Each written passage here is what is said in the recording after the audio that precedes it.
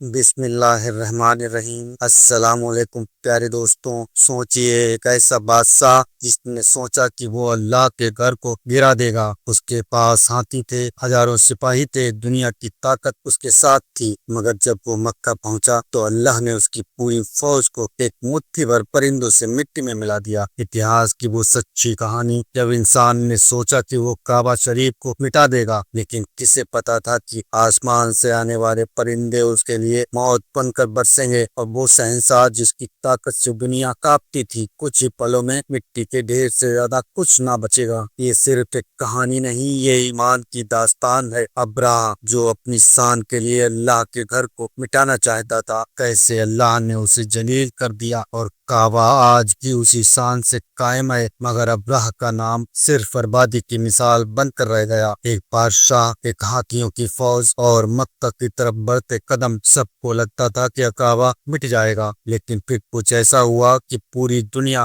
دہل اٹھی۔ پرندوں کی ایک فوج نے انسانوں کی سب سے بڑی فوج کو راکھ بنا دیا۔ اگر آپ سوچتے ہیں کہ طاقت اور ہتھیار ہی سب کچھ ہیں، تو یہ کہانی آپ کی سوچ بدل دے گی، کیونکہ جب ابراہ نے کعبہ پر چڑھائی کی تو اللہ نے دکھا دیا کہ اس کی مدد کیسی ہوتی ہے۔ ہاتھی اور تلواریں کچھ بھی کام نہ آئیں، صرف پرندوں کی چھوٹی چونچ اور کنکڑ نے اسے تباہ کر دیا۔ سوچئے دوستوں، اگر اس دن اللہ تعالیٰ کی مدد نہ آتی، اگر ابراہ اپنی لاکھوں کی فوج کے ساتھ کعبہ شریف کو مٹی میں ملا دیتا، نعوذ باللہ، تو آج ہم کس کعبے کی طرف رخ کر کے سجدہ کرتے، کون سا گھر ہوتا جسے ہم بیت اللہ کہتے۔ لیکن اللہ کی قدرت دیکھیے، ہاتھی جیسی بڑی فوج، لاکھوں سپاہی اور مضبوط ہتھیار، سب کے سب چند ننھے ننھے پرندوں کے آگے پگھل کر راکھ بن گئے۔ دوستوں، آج میں آپ کو سنانے جا رہا ہوں اس فرعونی شخص کی کہانی جس کا نام ابراہ، جس کی آنکھوں میں خواہش تھی لوگ اس کے بنائے گرجے کا طواف کریں، جس نے کعبہ شریف کو مٹانے کی سازش رچی، جس کی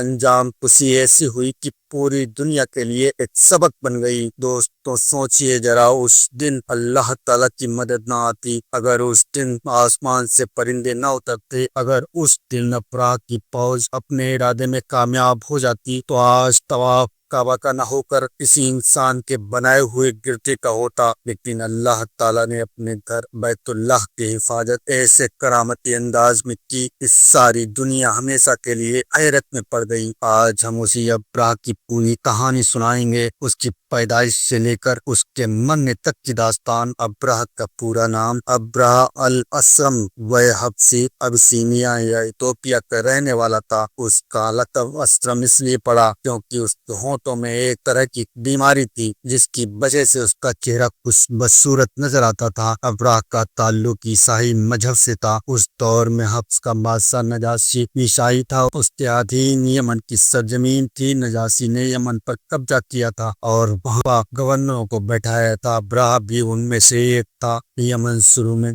حبشیوں کے قبضے میں تھا۔ وہاں کا ایک گورنر بہت ظالم تھا، یمن کے لوگ اس سے تنگ آ گئے اور انہوں نے بدروہ کر دیا۔ ابراہ ایک چالاک اور طاقتور انسان تھا، اس نے چپکے یمن کی حکومت اپنے ہاتھ میں لے لی۔ نجاشی کو جب یہ خبر پہنچی کہ ابراہ نے بنا اجازت حکومت لے لی تو وہ غصے میں آ گیا۔ کہتے ہیں کہ ابراہ نے اپنی وفاداری دکھانے کے لیے اپنے سینے پر زمین کی مٹی رکھ کر نجاشی کے پاس بھیج دی اور کہا، میں تیری غلامی اور فرما برداری کے لیے اپنی جان اور مال سب قربان کرنے کے لیے تیار ہوں۔ نجاشی یہ دیکھ کر راضی ہو گیا اور ابراہ کو یمن کا حاکم بنا دیا۔ یمن میں آنے کے بعد ابراہ نے دیکھا کہ عرب کے لوگ ہر سال حج کے لیے کعبہ کا طواف کرنے مکہ جاتے ہیں۔ یہ دیکھ کر اسے بہت جلن ہوئی۔ اس نے سوچا کیوں نہ ایک ایسا گرجا بناؤں جو پوری دنیا کا سب سے شاندار عمارت ہو، تاکہ لوگ کعبہ چھوڑ کر یہاں آئیں۔ اس سوچ کے تحت اس نے یمن کی راجدھانی سنا میں ایک بہت بڑا گرجا بنایا۔ اس گرجے کا نام تھا کلیس۔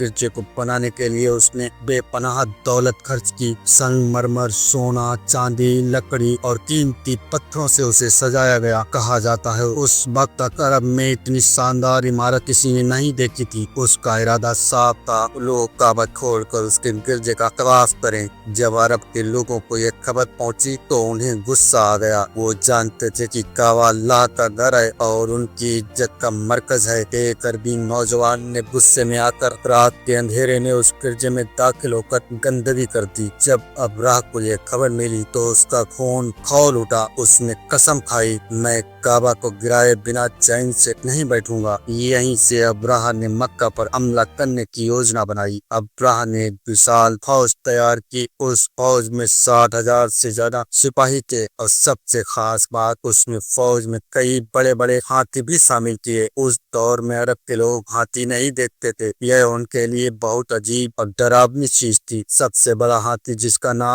महमूद था, वही अब्राह का खास सवारी थी। यही वजह थी कि इस पूरे वाक़ये को लोग असहाबुल फील, हाथी वाली फौज कहते हैं। अब्राह की फौज मक्का की तरफ बढ़ने लगी। जहाँ जहाँ से वो गुजरता लोग कर कर भाग जाते। रास्ते में उसने कबीले कुरैश और दीगर अरब कबीलों की कुछ ऊंट और माल मवेशी जब्त कर लिए। इन ऊँटों में अब्दुल मुत्तलिब, हजरत मोहम्मद सल्लल्लाहु अलैहि वसल्लम के दादा के भी 200 ऊँट थे। जब अब्दुल मुत्तलिब को खबर मिली कि अब्राह उसके ऊँट ले गया तो वह उससे मिलने गए। कहते हैं कि अब्दुल मुत्तलिब एक बहुत ही रौबदार शख्सियत थे। जब वो अब्राह के सामने पहुंचे तो अब्राह खुद भी उनकी शख्सियत से मुतासिर हो गया। अब्राह ने पूछा, तुम क्या चाहते हो? अब्दुल मुत्तलिब ने जवाब दिया, मेरे ऊँट मुझे लौटा दो। अब्राह हंस पड़ा और बोला, मुझे तुमसे ये उम्मीद कतई नहीं थी कि तुम अपने काबा की हिफाजत की बात के बजाय अपने ऊँटों की बात करोगे। अब्दुल मुत्तलिब ने वह मशहूर जुमला कहा, मैं ऊँटों का मालिक हूँ और उस घर का मालिक जो है वो खुद उसकी हिफाजत करेगा।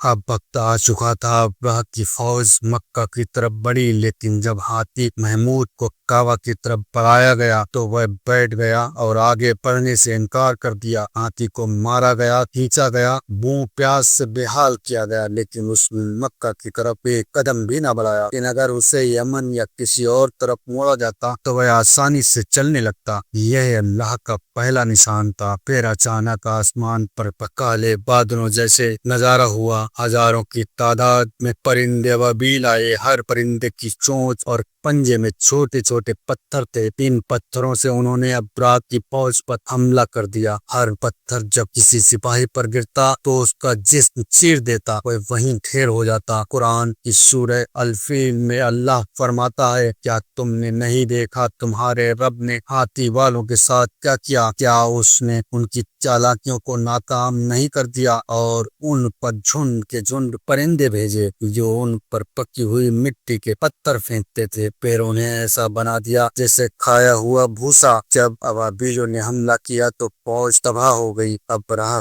खुद भी उन पत्थरों से घायल हुआ। उसका जिस्म गलने लगा, उसका मांस टुकड़ों में गिरता जाता था। कहा जाता है कि वह भागते भागते यमन पहुंचा और वहां बुरी हालत में उसकी मौत हुई। उसकी मौत इतनी शर्मनाक हुई कि उसकी पूरी फौज का नामो निशान मिट गया। कुरैश और अरब के लोगों के दिलों में काबा की हैबत और बढ़ गई। अब्राह की ये कहानी हमें सिखाती है, अल्लाह ताला अपने घर, अपनी निशानियों की हिफाजत खुद करता है। इंसान चाहे जितनी बड़ी ताकत लेकर आ जाए, अल्लाह के सामने उसकी कोई औकात नहीं। अल्लाह की मदद अजीब और अनोखे तरीकों से आती है। अल्हम्दुलिल्लाह। ऐ मुसलमानों, सोचो और इबरत लो। अब अब्राह लाखों की फौज और हाथियों के साथ निकला था, लेकिन अल्लाह के छोटे से परिंदे ने उसकी पूरी ताकत को मिट्टी में मिला दिया। कहाँ गए वो हाथी, कहाँ गया वो अब्राह, कहाँ गई उसकी 7,000 की फौज? सब मिट गए और आज भी काबा उसी शान से कायम है। तो ऐ ईमान वालों, अगर अल्लाह ताला अपने घर की हिफाजत के लिए आसमान से परिंदे उतार सकता है तो क्या वह तुम्हारी जिंदगी, तुम्हारे ईमान, तुम्हारे हालात की हिफाजत न करेगा? यकीन रखो, अल्लाह के सामने कोई